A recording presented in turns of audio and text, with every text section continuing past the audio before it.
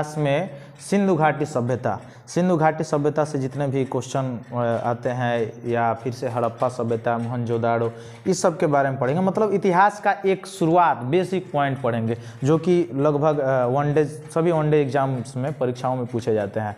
और यह श्रृंखला चलती रहेगी जब तक कि हम लोग पूरा 1947 तक न पहुंच जाए। क्योंकि हम लोग पॉलिटी भी पढ़े हुए हैं, पॉलिटी का वीडियो पढ़ा हुआ है प्लेलिस्ट में, तो पॉलिटी में हम लोग भाग 2 तक पढ़ लिए हैं, इसके बाद भाग 3 भी पढ़ लेंगे। तो एक ऐसा करते हैं कि पहले अल्टरनेट करके एक दिन हिस्ट्री और एक दिन पॉलिटी, एक दिन हिस्ट्री एक दिन पॉलिटी, ताकि दोनों कवर होता रहेगा साथ में। हिस्ट्री से रिलेटेड ही पॉलिटी है। हालांकि अगर इतिहास की बात की जाए तो भारत में सब बहुत पहले से इतिहास लिखने की परंपरा नहीं रही है, क्योंकि आप सभी को पता है कि भारत पर ब्रिटिश राज्य का स्थापत्य था।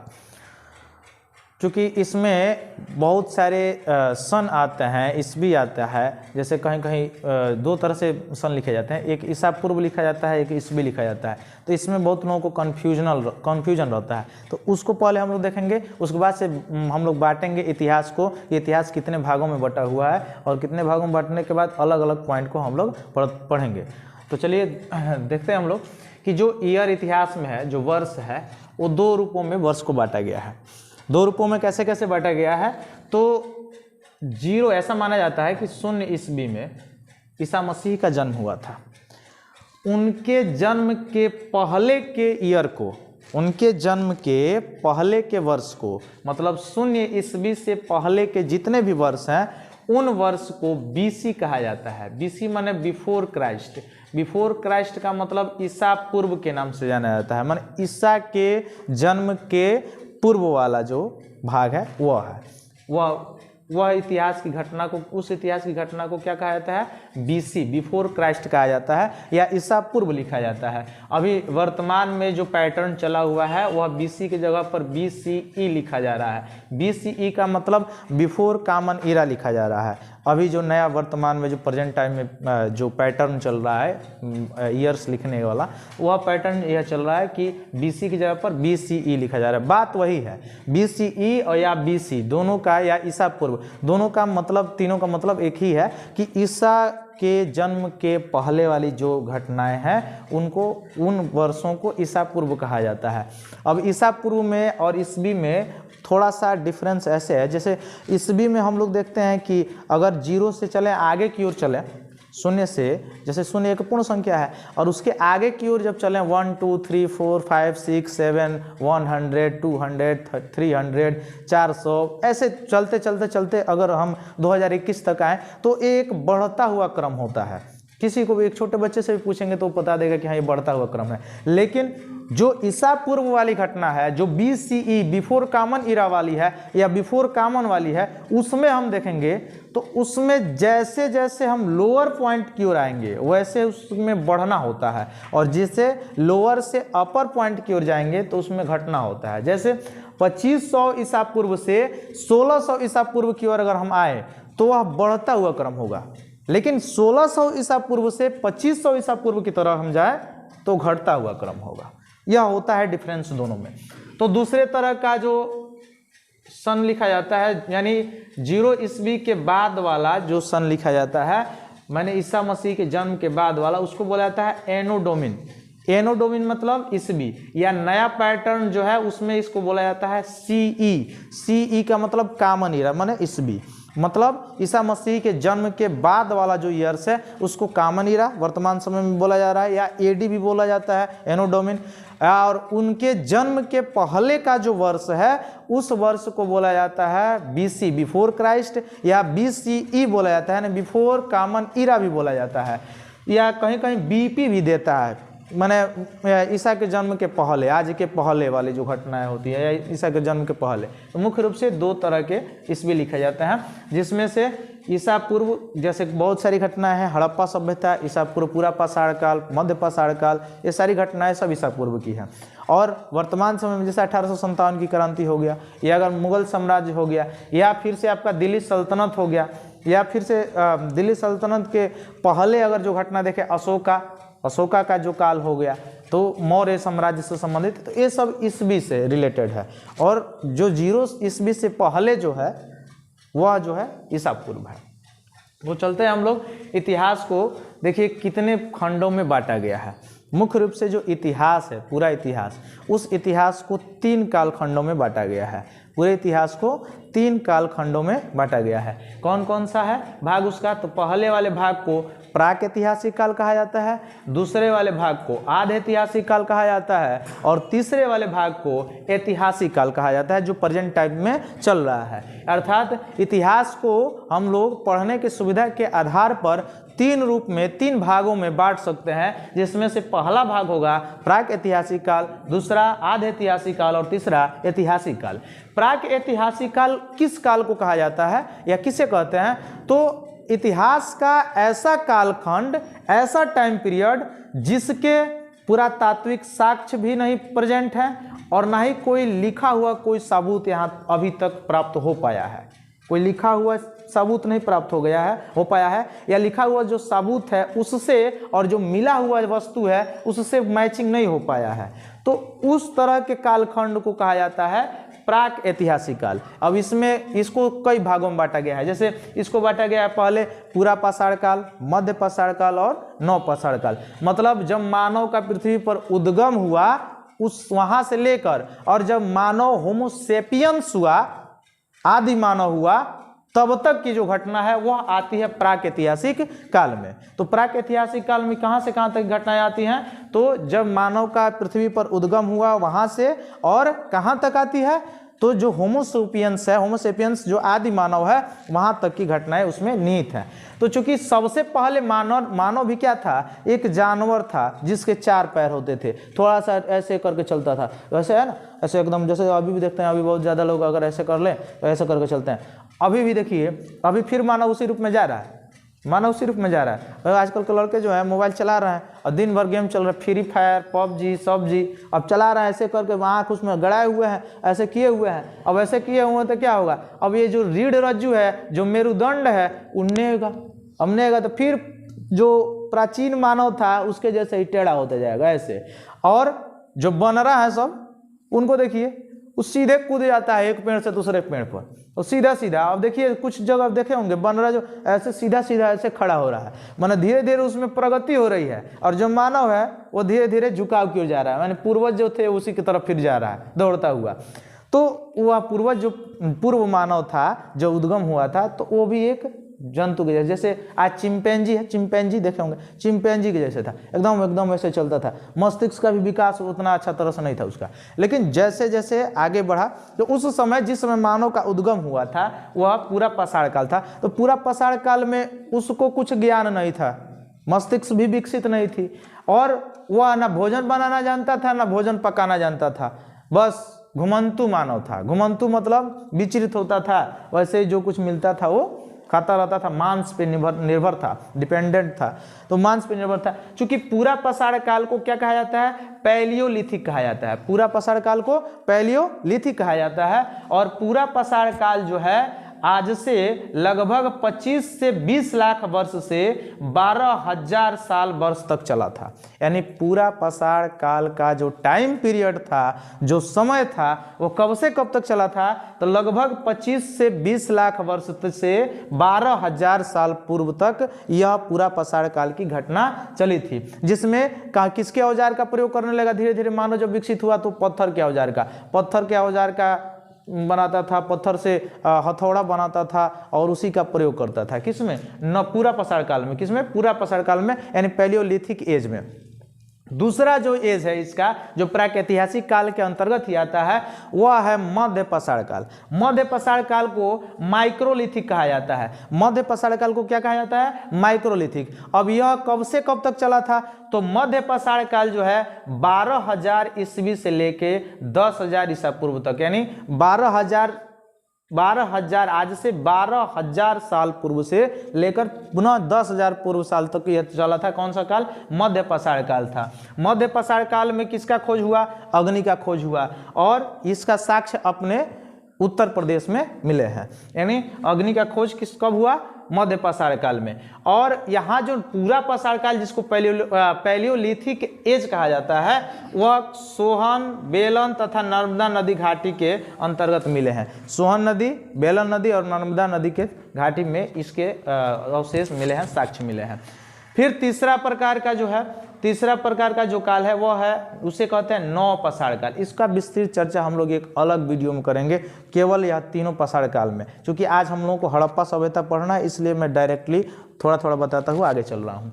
तो नौ पाषाण काल को नियोलिथिक एज कहा जाता है। क्या कहा जाता है? Neolithic age. नौ पाषाण काल माने नया पाषाण काल, नौ पाषाण काल को नियोलिथिक एज कहा जाता है, नौ पाषाण काल कहा जाता है। तो नौ पाषाण काल जो है, इसी में सर्वप्रथम मनुष्य को खेती करना आया, यानी मनुष्य खेती करना शुरू कब किया? नौ पाषाण काल में। और खेती के रूप में पूछा जाता है सबसे पहले अन्न के रूप में मनुष्य जो है या फसल के रूप में किस फसल को उगाना शुरू किया? तो जौ, और उसके बाद से गेहूं। तो अगर ऑप्शन में आपको जौ और गेहूं दोनों दे तो पहले जौ वाला मारिए, क्योंकि पहले जौ उगाया था। अगर जौ ऑप्शन में नहीं है, गेहूं दिया है, तो गेहूं को मार दीजिए। ठीक है, तो सबसे पहले खेती करना जो शुरू किया मनुष्य, तो किसका? जौ और गेहूं का। और पालतू के रूप में जानवरों को पालना भी शुरू किया। तो पालतू के रूप में सबसे पहले किस जानवर को पालना शुरू किया? तो कुत्ते को। ठीक है, सबसे पहले किस जानवर को पालना शुरू किया? कुत्ते को पालना शुरू किया। इसीलिए कुत्ते को वफादार कहा जाता है, क्योंकि सबसे ज़्यादा जो है अपने मालिक का साथ देता है। तो उस एज को कहा जाता है नौ पाषाण काल कहा जाता है। उसके बाद से आता है आपका ताम्र पाषाण काल। माने इसके बाद से नए पाषाण काल, जब पहिया का सबका आविष्कार हो गया तो मानो और घूमने लगा, और घूमा, और उसका थोड़ा माइंड डेवलप हुआ, तो वह अलग अलग वस्तुओं को खोजने लगा। खोजा तो उसको खोजते खोजते सबसे पहले कौन सा धातु मिला? तो ताम्र मिला। ताम्र माने तांबा मिला, तांबा माने कापर मिला। क्या मिला? Cu मिला। यानी सबसे पहले मानव को जो धातु मिली थी वह कौन धातु थी? कापर थी। इसलिए इस एज को नौ पाषाण के तुरंत बाद जो एज शुरू हुआ, जो काल शुरू हुआ, उस काल को हम किस नाम से जानते हैं? ताम्र पाषाण काल के नाम से जानते हैं। यानी नौ पाषाण काल के बाद जो काल शुरू हुआ उस काल को ताम्र पाषाण काल के नाम से जानते हैं, क्योंकि इस काल में जो औजार थे वो किसके बनाने शुरू कर दिया था मानव ने? ताम्र का, माने तांबे का औजार बनाना मनुष्य ने शुरू कर दिया था। कब? ताम्र पाषाण काल में। और ताम्र पाषाण काल को चालकोलिथिक के नाम से जाना जाता है। यानी चालकोलिथिक के नाम से किसे जाना जाता है? ताम्र पाषाण काल को। यह कब से कब तक था? 2000 से 1500 ईसा पूर्व तक। 2000 से 1500 ईसा पूर्व तक जो था वो ताम्र पाषाण काल था। उसके बाद से आता है कांस्य युगीन सभ्यता। अब कांस्य क्या है? कांसा जो है वह एक मिश्र धातु है। मिश्र धातु किसे कहते हैं? मिश्र धातु दो या दो से अधिक धातुओं के मिश्रण से बना हुआ नया जो यौगिक होता है उसे मिश्र धातु कहते हैं। तो यह मिश्र धातु जो यह कांसा था वो कैसा धातु था? मिश्र धातु था। तो पूछेगा कि ये कैसे मिश्र धातु हो गया, कैसे कांस्य युगीन सभ्यता, इसको क्यों कहा गया? तो उसका कारण यह है कि चूंकि पहले तो यह मनुष्य जो था वो कापर का खोज किया था, अब बाद में उसको कहीं घूमने लगा तो टीन का भी पता चल गया, स्टेनस का भी उसको पता चल गया, जानकारी मिल गया। तो इस टीन को जब कापर में मिलाया तो मिला के एक नया धातु बना जिसको कहा गया मिश्र धातु। तो इससे यानी कापर में जब स्टेनस मिलाते हैं, देखिए विज्ञान का भी क्वेश्चन यहाँ संपन्न हो गया कि कापर में जब स्टेनस यानी टीन मिलाते हैं तो सीधे सीधे जो बनता है वो होता है पीतल चाहे सीधे सीधे बनता है क्या? कांसा। क्या बनता है? कांसा बनता है, कांसा मिश्र धातु बनता है। यानी कापर में जब स्टेनस जो टीन मिलाते हैं तो सीधे सीधे क्या बनता है? कांसा बनता है। इसलिए इस युग को, इस कालखंड को कांस्य युगीन सभ्यता के नाम से जाना जाता है। तो पूछा जाता है पहले निम्न में से घटना कौन सी घटना पहले हुई थी? ताम्र पाषाण कि कांस्य युगीन सभ्यता। तो ताम्र पाषाण हुआ था। देखिए क्या क्या हुआ था सीरीज से, पहले पूरा पाषाण काल, तब मध्य पाषाण काल, तब नौ पाषाण काल। नौ पाषाण काल के बाद धीरे धीरे थोड़ा माइंड विकसित हुआ तो खोजने लगा वस्तुओं को, तो खोजने लगा तो उसको सबसे पहले जो धातु मिली वो तांबा की थी, तो ताम्र पाषाण काल। तांबा के बाद से उसको एक और धातु मिला स्टेनस, जब उन दोनों को मिला के नया नया औजार बनाना शुरू किया तो वह कांसा का औजार बनाना शुरू कर दिया, इसलिए उस युग को कांस्य युगीन सभ्यता के नाम से जाना गया। उसके बाद से धीरे धीरे लोहे का खोज करने लगा, तो लोहे का जब खोज किया तो उस युग को लौह युगीन सभ्यता के नाम से भी जाना गया। तो इसका विस्तृत चर्चा हम लोग कभी करेंगे, टोटल इसका आज शार्ट में बता दिए हैं, क्योंकि यह अभी तक टाइप जो बताया गया है, अभी पॉइंट जो बताया गया है, ये भी इंपॉर्टेंट है जो वनडे एग्जाम्स होते हैं उनके लिए। लेकिन जिसमें डिटेल्स जो एग्जाम्स पूछे जाते हैं, जैसे यूपीएससी वगैरह बीपीएससी का हो गया, उसके लिए थोड़ा सा और हम लोगों को पढ़ना पड़ेगा, ये शार्ट में पढ़ाया गया है। आगे जो दूसरा इतिहास का कालखंड है, उस इतिहास के कालखंड को कहा जाता है आधे ऐतिहासिक काल। आधे ऐतिहासिक काल माने प्रोटो हिस्टोरिकल एज। आधे ऐतिहासिक काल किसे कहते हैं? तो इतिहास का ऐसा कालखंड जिसमें लिखी हुई भी चीजें मिली हैं और उसका पुरातात्विक साक्ष्य भी मिला है। पुरातात्विक साक्ष्य का मतलब होता है कोई पुरानी वस्तुएं। और अब देखिए पुरातात्विक चीज़ों का खोज कौन करता है? पुरातत्ववेद जो होता है, जो उसका जानकार होता है, वो लोग करते हैं। जैसे कोई वस्तु पुराना, बहुत ज़्यादा पुराना हो कहीं निकलता है, तो वहाँ पे वो लोग जाते हैं, उसका सर्च करते हैं, कार्बन डेटा का प्रयोग करते हैं, उससे उसकी आयु का निर्धारण किया जाता है कितने वर्ष पुराना है। चूँकि अब ये जो हम लोग पढ़ रहे हैं, या हम लोग जो सिंधु घाटी सभ्यता पढ़ेंगे आज से 25 लाख वर्ष पूर्व, आज से 25,000 वर्ष पूर्व, उस समय का आदमी यहाँ तक जिंदा है कि बताएगा? नहीं बताएगा। तो कैसे पता चला? तो उसके लिए कार्बन डेटा का प्रयोग करते हैं। अभी हम आगे बताएंगे, उसका चर्चा करेंगे विस्तृत रूप से। तो यह जो कालखंड है आधे ऐतिहासिक काल, यह किस कालखंड को कहा जाता है? तो इतिहास का ऐसा कालखंड जिसका जो है पुरातात्विक साक्ष्य भी मिला है और वहाँ पे कहीं ना कहीं कुछ ना कुछ लिखी हुई चीज़ें भी मिली हैं, लेकिन लिखी हुई चीज़ को पढ़ा नहीं जा सका है, उसकी लिपि को नहीं पढ़ा जा सकता है, उसकी भाषा को नहीं पढ़ा जा सका है अभी तक। उस कालखंड को कहा जाता है आधे ऐतिहासिक काल। जैसे पूछा जाता है निम्न में से हड़प्पा सभ्यता या सिंधु घाटी सभ्यता का लिपि क्या था? बहुत बार क्वेश्चन पूछा है, कौन सी लिपि थी? तो बहुत लोग उसमें दिया रहता है खरोष्टी, ब्राह्मी।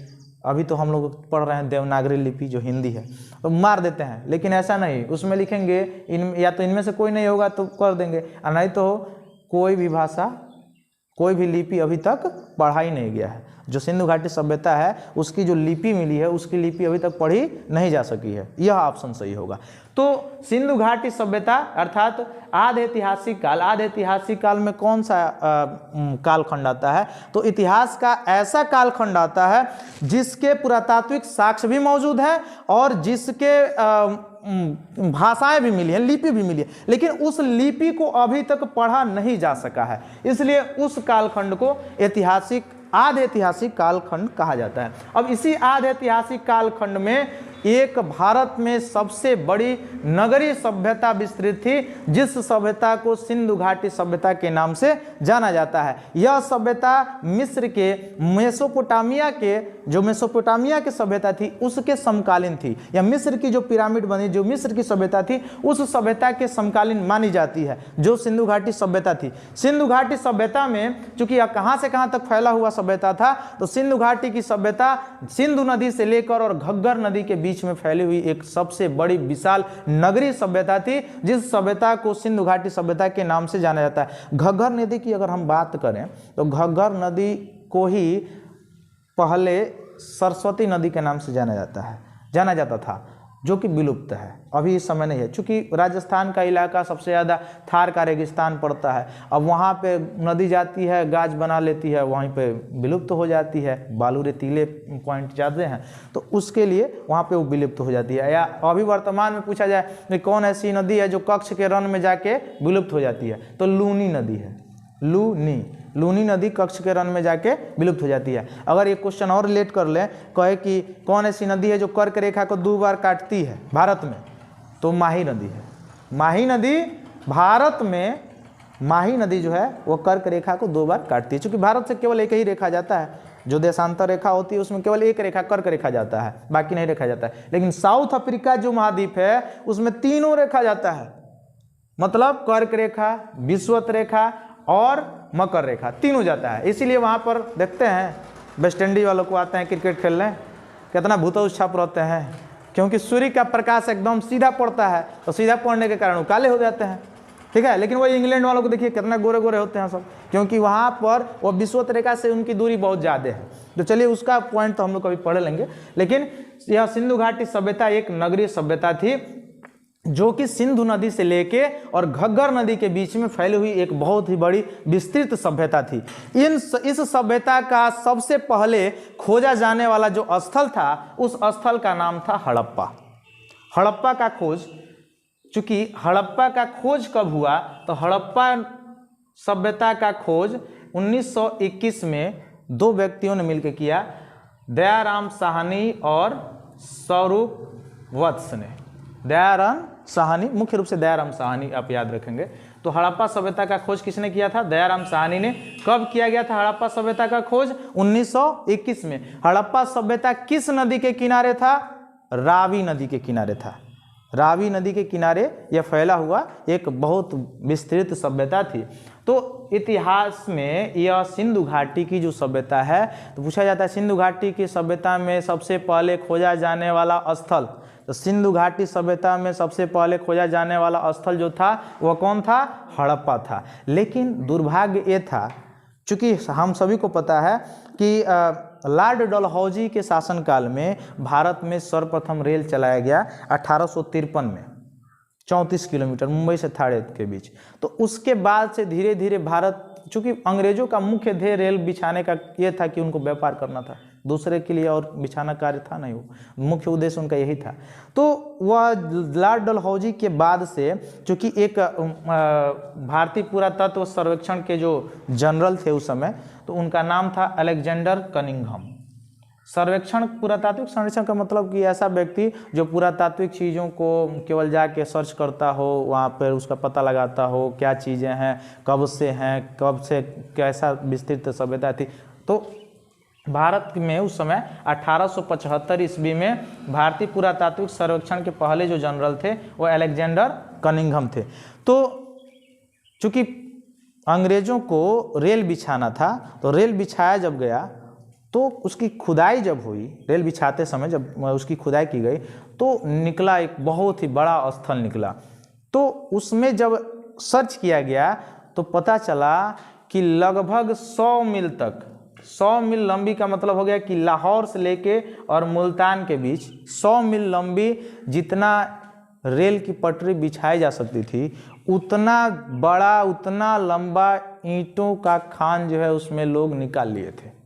अब भारत के लोगों को तो जानते हैं आप, अगर सड़क पर कोनो अच्छा चीज़ फेंक दीजिए तो साफ हो जाएगा। अब वो में बानर आदमी हो तो जानते ही हैं, जो उसको पहचान में आएगा, जो उसके लायक होगा उसको ले लेगा, और जो पहचान में नहीं होगा उसको फेंक देगा। वही चीज़ यही हुआ, इसमें भी हुआ। हड़प्पा सभ्यता का जो आसपास के नगर में रहने वाले लोग थे, चूँकि खुदाई किए थे, मिला उनको, तो वहाँ के ईंटों को ढो ले गए, और साथ साथ इसमें जो अन्य संस्कृतियाँ जो छिपी थी, जो कल्चर छिपे थे, उस कल्चर को नष्ट कर दिए। तो हड़प्पा सभ्यता से बहुत ज़्यादा जानकारी नहीं मिलती है, क्योंकि अधिकतर उसके संस्कृति जो है नष्ट कर दिए गए। जैसे कि आपको पता है कि 100 मील लंबी बिछाई जाने वाली जो रेल की पटरी है, उतना लगभग ईंट उसमें से निकाल लिया गया था। तो उतना सर्वेक्षण उतना अच्छे से नहीं हो, लेकिन इससे बेहतर जो था वह मोहनजोदाड़ो था, क्योंकि मोहनजोदाड़ो सुरक्षित और संरक्षित था। उन पर अभी मोहनजोदाड़ो पर कोई भी जाके वह जो है उससे सांस्कृतिक चीज़ों को नहीं निकाल पाया था। तो चूँकि उससे पहले किसी को पता भी नहीं था कि भारत में पुरातात्विक चीज़ है कि नहीं है, तो जब पहली बार जब ट्रेन बिछाया गया तो अभी बकलोलवा को लगा कि अरे बाप रे बाप, ये तो भारत में भी कोई सभ्यता थी। तब ये न जाकर रिपोर्ट दिया, तो भारतीय पुरातात्विक सर्वेक्षण का जनक बनाया गया किसको? अलेक्जेंडर कनिंघम को। इसीलिए भारतीय पुरातात्विक सर्वेक्षण का जो जनरल है या जो जनक है वह कौन था? वह अलेक्जेंडर कनिंघम था। इसके अध्यक्षता में बनाई गई, और तब खुदाई शुरू हुआ। तो खुदाई शुरू हुआ तो धीरे धीरे एक एक करके सभ्यताएं उसमें से निकलती गई। जैसे हड़प्पा निकला, उसके बाद से मोहनजोदाड़ो निकला। तो इससे बेहतर जो है यानी हड़प्पा से बेहतर कौन सभ्यता संरक्षित और सुरक्षित था? मोहनजोदाड़ो। क्योंकि हड़प्पा संरक्षित और व्यवस्थित इसलिए नहीं था क्योंकि लोगों के द्वारा इसकी खनन कर ली गई थी, इसलिए उतना सांस्कृतिक चीज़ों का जो है जानकारी हमें वहाँ से नहीं प्राप्त हो पाती है। लेकिन फिर भी कुछ ऐसे स्थल हैं जहाँ से हमको इसकी जानकारी प्राप्त होती है। इस तरह से पता चलता है कि हड़प्पा सभ्यता जो प्रचलित था भारत में, वो पूरा टोटल सिंधु घाटी सभ्यता 2600 ईसा पूर्व से 1500 ईसा पूर्व तक प्रचलित था। यानी भारत में जो सिंधु घाटी सभ्यता थी, जो कि एक शहरी एक नगरी सभ्यता थी, उस समय जिस समय विश्व में कोई नगरी सभ्यता नहीं थी, उस समय विश्व की सबसे प्राचीन सभ्यताओं में से एक सभ्यता सिंधु घाटी की सभ्यता थी। और यह कब से कब तक थी? लगभग 2600 ईसा पूर्व से लेकर 1500 ईसा पूर्व तक। बहुत सारी किताबों में लगभग कार्बन 14 डेटिंग से अगर इसका पता लगाया जाए तो 2400 ईसा पूर्व से 1700 ईसा पूर्व के बीच में यह सभ्यता विकसित थी। चूंकि कार्बन 14 क्या है? तो एक कार्बन का समस्थानिक है, कार्बन का एक समस्थानिक है। चूंकि समस्थानिक किसे कहते हैं? तो समस्थानिक क्या होता है? तो सम माने बराबर, स्थानिक माने प्लेस माने स्थान, स्थान माने परमाणु संख्या। यानी ऐसे परमाणु जिनका परमाणु क्रमांक अथवा परमाणु संख्या समान हो लेकिन परमाणु भार भिन्न भिन्न हो, अलग अलग हो, उसे कहा जाता है समस्थानिक। समस्थानिक में जैसे अगर कार्बन की समस्थानिक की बात करें तो 2 होता है, एक कार्बन 612, एक कार्बन 614, 2 तरह के कार्बन के समस्थानिक होते हैं। वैसे ही कार्बन को अगर छोड़ दिया जाए तो हाइड्रोजन के भी 3 समस्थानिक होते हैं, 1H1, 1H2 एंड 1H3, मतलब प्रोटियम, ड्यूटेरियम, टाइटेरियम। वैसे ही कार्बन के जो 14 वाला समस्थानिक है जिसको कार्बन डेटा कहा जाता है, इसी से पुरातात्विक स्थलों, पुरातात्विक चीजों का आयु का निर्धारण किया जाता है, एज का निर्धारण किया जाता है कि कोई वस्तु पुरातात्विक चीज है तो वह कितनी वर्ष पुरानी है और कब से आ रही है और कब से चल रही थी वो सभ्यता। तो जो वस्तु वहां से मिलती है उस वस्तु के आयु का निर्धारण किससे किया जाता है? तो कार्बन डेटा से किया जाता है, जो कार्बन 14 होता है, 6 कार्बन 14 होता है उससे। तो उससे जब पता लगाया गया तो सिंधु घाटी सभ्यता जो विश्व की सबसे विख्यात एक नगरी सभ्यताओं में से एक सभ्यता थी, वह सभ्यता कब से कब तक चल रही थी? 2400 ईसा पूर्व से 1700 ईसा पूर्व तक। लेकिन सौरमान्य तिथि जो है 2600 ईसा पूर्व से 1500 ईसा पूर्व तक है। इसमें सबसे पहले खोजा जाने वाला जो स्थल था वह हड़प्पा था और दूसरा जो स्थल खोजा गया था वह मोहनजोदाड़ो था। लेकिन हड़प्पा जो था अत्यधिक इसके सांस्कृतिक चीजों को नष्ट कर दिया गया था पहले से, इसलिए इससे बहुत ज्यादा जानकारी नहीं मिलती है। लेकिन भारत में भी कुछ जगह ऐसा है जहां से इनकी जानकारियां प्राप्त हुई हैं। जैसे हरियाणा में एक जगह है जिसका नाम है चोलिस्तान। तो हरियाणा के चोलिस्तान से मिट्टी का हल मिला है, मिट्टी का हल मिला है जो कि हड़प्पा सभ्यता से संबंधित है। तो वहाँ पे वो म्यूजियम बनाया गया है, म्यूजियम में आप जाएंगे तो देख सकते हैं, उस सारे म्यूजियम में वो रखे गए हैं। तो पूछा जाता है कि हरियाणा से क्या मिला है या चोलिस्तान से क्या मिला है? तो मिट्टी के हल मिले हुए हैं। यह कब से संबंधित है? किस सभ्यता से? सिंधु घाटी सभ्यता से। और देखिए सिंधु घाटी सभ्यता और हड़प्पा सभ्यता में अंतर नहीं है। सिंधु घाटी सभ्यता का ही एक पहला स्थल जो था वो हड़प्पा सभ्यता था, हड़प्पा जगह था, ठीक है। मोहनजोदाड़ो भी एक जगह था जो कि दूसरा बार, चूंकि पहली बार जब हड़प्पा सभ्यता का खोज हो गया, हड़प्पा जगह का खोज हो गया, तब भारतीय पुरातत्व का जो है गठन किया गया 1875 में, ताकि और भी खुदाई की जाए कि और कितनी सभ्यताएं भारत के अंदर विकसित थीं या फैली हुई थी। तब जाके एक रिपोर्ट तैयार किया गया और तब जाके उसमें सर्च होने लगा। उससे पहले नहीं था, उससे पहले किसी का ध्यान उस पर नहीं गया हुआ था। तो दूसरा कालीबंगन के राजस्थान। देखिए कालीबंगन कहाँ है? राजस्थान में जब आप जाओगे तो एक हनुमानगढ़ जिला है, हनुमानगढ़ जिले में कालीबंगन स्थान है, आज भी मौजूद है, म्यूजियम है वहाँ पे। तो राजस्थान के हनुमानगढ़ जिले में कालीबंगन जो स्थल है वहाँ से जुता हुआ खेत मिला है, आप जाएंगे तो वहाँ पे है वैसे।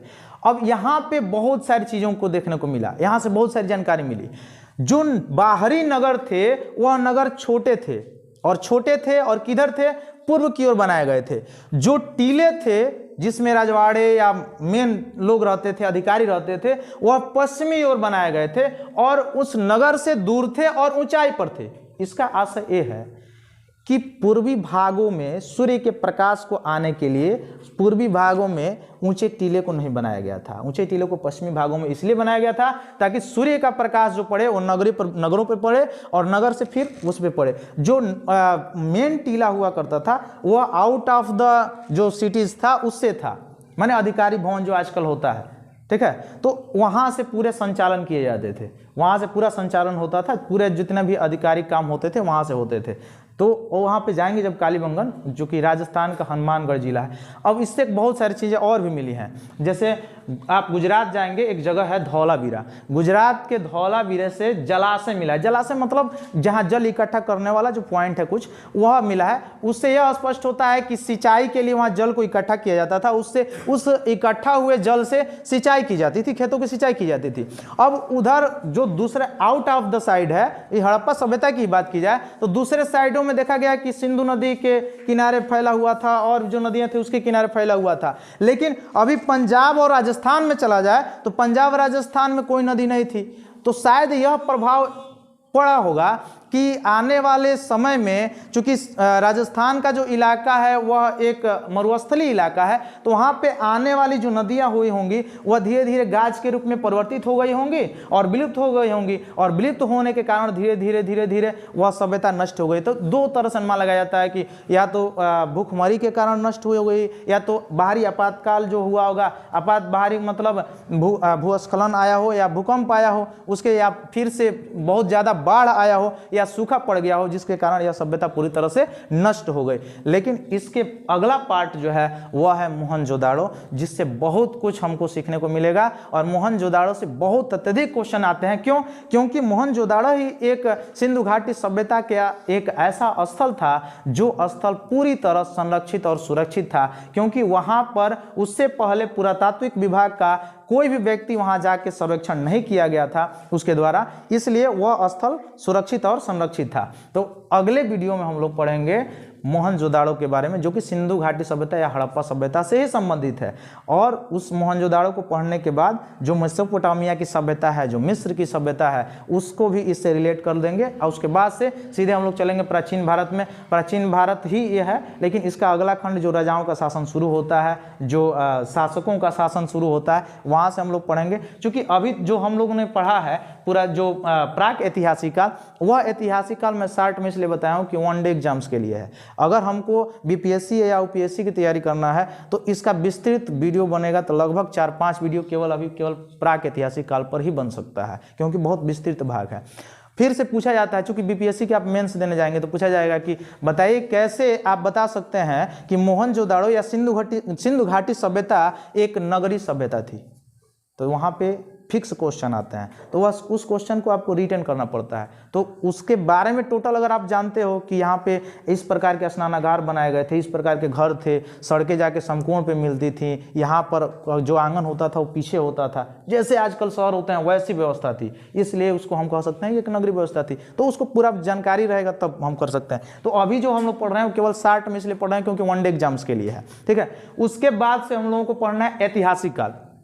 ऐतिहासिक काल इतिहास का ऐसा काल है, ऐसा टाइम पीरियड है जिसका पुरातात्विक साक्ष्य भी मिला है, और कुछ लेख जो मिले हैं वह लेख भी उसकी लेख की जो वहाँ की लिपि है उस लिपि को भी पढ़ा जा चुका है, इसलिए इसको हिस्टोरिकल एज कहा जाता है, ऐतिहासिक काल कहा जाता है। तो ऐतिहासिक काल में सारी चीज़ों का जानकारी मिलेगा। बहुत ऐसे विदेशी यात्री आए, उनके द्वारा लिखी गई किताबें हैं, उनसे जानकारी मिलेगा। अशोक के जो स्तंभ हैं, उस स्तंभों से जो उत्कृष्ट भाषाएं हैं, जो आदेश दिए गए हैं, उससे जानकारी मिलेगा हमको।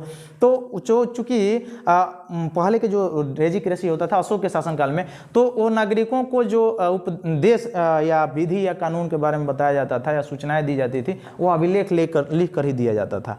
तो उससे भी बहुत सारे साक्ष्य मिलेंगे। तो ऐतिहासिक काल में हम लोगों को ऐसी चीज़ों को पढ़ना है जिसका साक्ष्य भी है और जिसकी भाषाएं, जो चीज़ भी लिखी गई है या उत्कीर्ण की गई है, उनकी भाषाओं अथवा लिपियों को पढ़ा जा चुका है। तो अशोक में तो सब लिपि पढ़ना है हमको, खरोष्टी लिपि भी पढ़ना है, ब्राह्मी लिपि भी पढ़ना है, और वर्तमान तक हम लोग आएंगे तो देवनागरी लिपि भी पढ़ना है। तो वहाँ तक, लेकिन अभी जो पढ़े हैं हम लोग सिंधु घाटी सभ्यता, इसमें किसी भी लिपि का जो लिपि आज तक लिखा गया है उस लिपि का आज तक किसी व्यक्ति ने पूर्ण रूप से पढ़ा नहीं है या पढ़ नहीं सका है, उसकी भाषा को नहीं पढ़ा जा चुका है। और अगले वीडियो में हम लोग पढ़ेंगे। बहुत बहुत धन्यवाद।